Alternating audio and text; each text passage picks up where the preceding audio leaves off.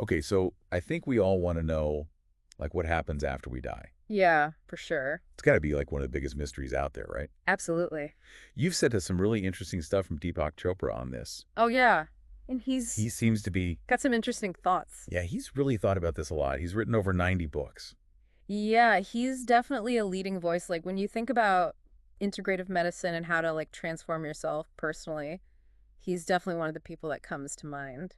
Right, and what I think is so cool about this is how he's looking at this whole clash between, like, what religions and spiritual traditions say about the afterlife Yeah. versus what modern science says. And science doesn't say a whole lot. Doesn't really have much to say about that, does it? It really doesn't. Just yet, at least. Yeah. Yeah. So how do we even begin to like unpack this? Well, I think it's fascinating that both science and religion offer their own, like, stories about death. Okay. But ultimately, as Chopra points out, neither can be, like, definitively proven. Yeah. Right. And I think that's where Chopra's approach is kind of refreshing because he's acknowledging there are these multiple perspectives, Yeah. which is what we're all about. Yeah. Like, we want to hear all these different ideas. Exactly. But then he does this really clever thing. He kind of shifts the focus away from, like, where do we go, and asks instead, Right. how does consciousness even begin Right. and end? It is a very different question. Yeah. It is a brilliant reframing. It is. Isn't it Yeah. sudden? We're not looking at death as like a full stop, Right. but as like this much bigger conversation about consciousness itself. Totally. And so let's get to, like, the core of his argument. Okay. He's basically saying that if consciousness doesn't have a beginning, then it can't have an end. Like, it exists independently from the physical world and even the laws of, like, cause and effect Right. that we observe in nature. Yeah, and he uses some really mind-bending examples to try to explain that. Like, Right. he'll talk about the origin of the universe, like before the Big Bang, and he points out that our typical understanding of cause and effect kind of breaks down there Right. because what caused the Big Bang? You know, That's always the question. And Yeah. then he'll talk about the quantum field, which is this incredibly complex thing. Yeah. But basically, it's where possibilities Okay. seem to kind of like emerge Yeah. without a clear cause. Right. It's like that tree falling in the forest. Does it make a sound? Exactly. Yeah. If nobody's there to hear it. Yeah. And then he brings it even closer to home when he talks about, like, thoughts. Yes. Like, where do they come from? Right. Like, one minute your mind is quiet, Yeah. and then the next you're thinking about, like, that embarrassing thing that happened years ago. Totally. And that's his point.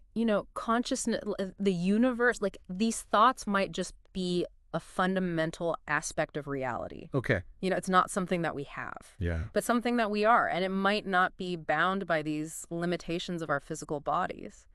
So we're following his logic then. Yeah. Even though our bodies die, that essential beingness of consciousness, like, could continue. That's what he's saying. Okay. He calls it being at home in existence and consciousness. So what does he mean by that being at home? What is that, like a place? Yeah, is it like a physical place? A state of mind? Like, help me paint a picture for our listener. I think what he's getting at is that it's not a physical place in the traditional sense. It's more like a state of being something we already inhabit. We just don't recognize it. Okay. It's almost like our fear of death Yeah. stems from this misunderstanding of what consciousness is. So it's not about going somewhere after death. Right. It's about realizing a state of being that we've been in all along. That's a big aha moment. That's a pretty big aha moment, if you ask me. It is. Yeah. And it really challenges how we think about death. This is getting pretty deep. It is. I'm really starting to see how he's, like, weaving all these things together. Mm-hmm. Science, spirituality, our own experience of consciousness. But we've been focusing a lot on consciousness being eternal. Right.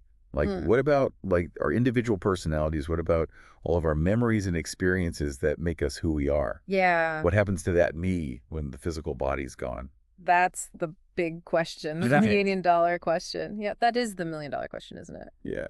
And it's one that Chopra tackles head on. He acknowledges that our individual identities, Right. like that sense of me, Yeah. is constantly being shaped by our experiences and memories. Okay. But he suggests that this me might just be one small facet Okay. of a much larger interconnected web of consciousness. Okay.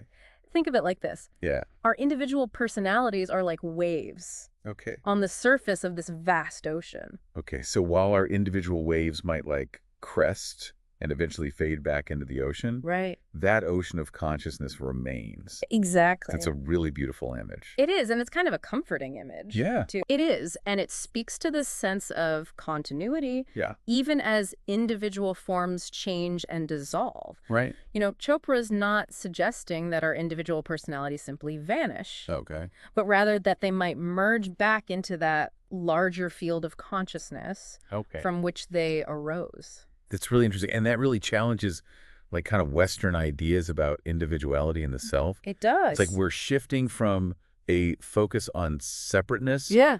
to a sense of interconnectedness. Exactly. Yeah. And this is where I think Chopra's ideas really push the boundaries of Okay. conventional thinking. Yeah. It's a very different way of looking at death, Yeah. not as an ending, but as a transition into a different state of being. Okay, so there's this one line that Chopra wrote that really struck me. He says, non-existence is a fantasy born of fear. Wow. What do you make of that? That's a powerful statement. It is. And I think it gets to the heart of what he's trying to do. Okay. He's challenging us to question this deeply ingrained fear of death that so many of us have. Right. He's suggesting that that fear might come from a limited understanding of what consciousness really is. So if we're clinging to this idea that consciousness is solely dependent on our physical bodies, Right. then death becomes this terrifying void. Exactly. Right. But if we can open ourselves to the possibility Yeah. that consciousness is something more expansive, Okay. something that transcends the physical realm, Yeah. then death takes on a whole new meaning. Right. It becomes less about an ending Okay. and more about a transformation, Okay. a shift in our state of being. Like he's saying that the way we view death with fear and trepidation Yeah. might be a product of our own limited perspective. Exactly. Yeah. And that shift in perspective can be really liberating. Right. For people who are struggling with the fear of death or even just the fear of the unknown. Right. It kind of invites us to explore these big questions with curiosity Yeah. rather than dread. It almost sounds like he's suggesting that our fear of death might be based on like an illusion, a misconception about the nature of reality itself. That's a great way to put it. Yeah. He's not saying that death isn't real, Right. but he is suggesting that our understanding of it might be incomplete. Yeah. And that maybe this idea of being at home in consciousness offers a different framework for thinking about what happens after we die. So instead of seeing death as this like complete annihilation of the self, we might think about it as like merging back into that larger ocean of consciousness. It's possible. Yeah. And I think that really connects back to the idea of interconnectedness that we were talking about earlier. If consciousness is the ground of all being, then we're never truly separate from it, Right. even in death. This is a lot to unpack, but it's incredibly fascinating. We've covered a lot of ground here, from his core argument about the eternal nature of consciousness Yeah. to his examples from the Big Bang to the quantum fields, Right. and of course this powerful idea of being at home in existence. Right. What resonates most with you from all this? I think for me, it's the way he weaves together all these different threads of knowledge. Yeah. He brings in science and spirituality. He's Right. talking about philosophy, personal experience, Totally. to create this really compelling narrative about the nature of consciousness Right? and its implications for life and death. Yeah. He's not afraid to really grapple with the big questions. Right. And he does so in a way that's both insightful Yeah. and accessible. Yeah, I think he's a master storyteller Yeah. and a deep thinker. Yes. And he invites us to join him on this journey of exploration. Right. And I think that's what's so compelling for our listeners. Yeah. It's like this invitation Yeah. to engage with the unknown, Yeah. to ask these big questions, Yes. and to consider these possibilities that are beyond our current understanding. Yeah, I think a lot of people feel like they're told what to believe about this. Right. Yeah. And he's not doing that. yeah, he's not asking us to believe anything blindly, No. but to really engage in this process Yeah. of inquiry It's about self-reflection. and self-reflection. Yeah. Yeah. And I think that's one of the reasons why his work resonates with so many people. Absolutely. He's not asking us to just blindly believe him, Yeah. but to really question Exactly. things for ourselves. He's more of a guide than a guru. Love that. Yeah. So we've talked a lot about like what happens after death, Right. but Chopra also suggests that we can like tap into this being at home Yes. in consciousness right now, Yes. like in this moment. Yes, in this very moment. So how do we do that? How do we access this state of being while we're still here, Yeah. like juggling work and errands and all the everyday stuff. I think he points to things like meditation and mindfulness Yeah. as ways to cultivate a deeper awareness Okay. of our inner world. And to connect with that underlying sense of being. Okay. He suggests that by like quieting the mind, Yeah. tuning into the present moment, Okay. we can start to experience a little taste of that home. Of that home he's talking about. Yeah. So it's about cultivating this sense of presence, Yes. of being fully immersed in the here and now, Yes. rather than getting caught up in our worries about the past Right. or anxiety about the future. Exactly. I think we've all had those moments where we're completely absorbed in something.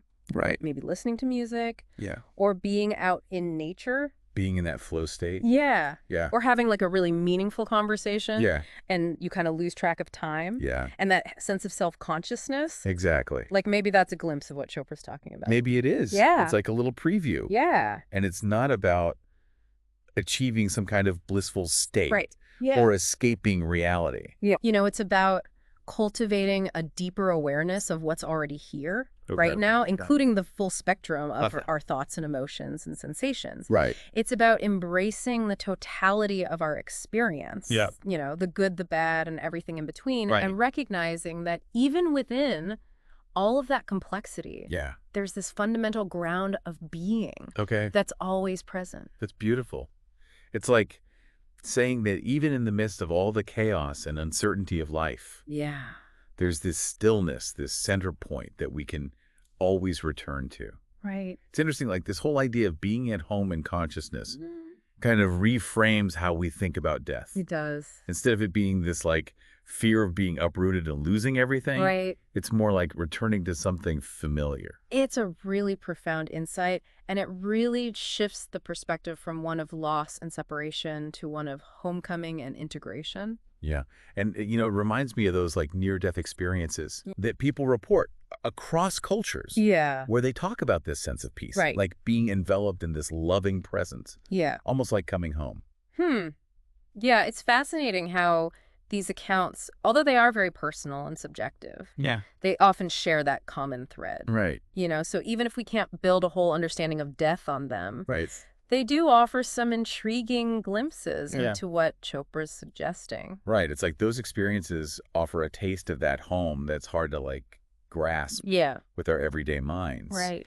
And what I appreciate about Chopra's work is that he doesn't say this is the definitive answer. Yes. You know? Dogma. He's encouraging us to keep questioning and exploring these mysteries without like clinging to these rigid beliefs. Absolutely. Yeah. He's really inviting us to participate in this ongoing dialogue with the unknown. Right. And I think ultimately that leads us back to ourselves, to that core of our being that just might transcend the boundaries of life and death. I think after this deep dive, the most important takeaway is that death doesn't have to be this like terrifying abyss. Right. Like it could be a transition into something Yeah. far grander than we can even fathom right now. I agree. Even if we can't definitively know what lies beyond Right. that threshold, you know, Chopra offers this framework for approaching death and life for that matter, with a sense of curiosity and courage rather than fear and despair. And that shift in perspective, that willingness to like embrace the mystery could be the key to like living a more fulfilling and meaningful life right now. Absolutely beautifully said. This deep dive has really been a journey.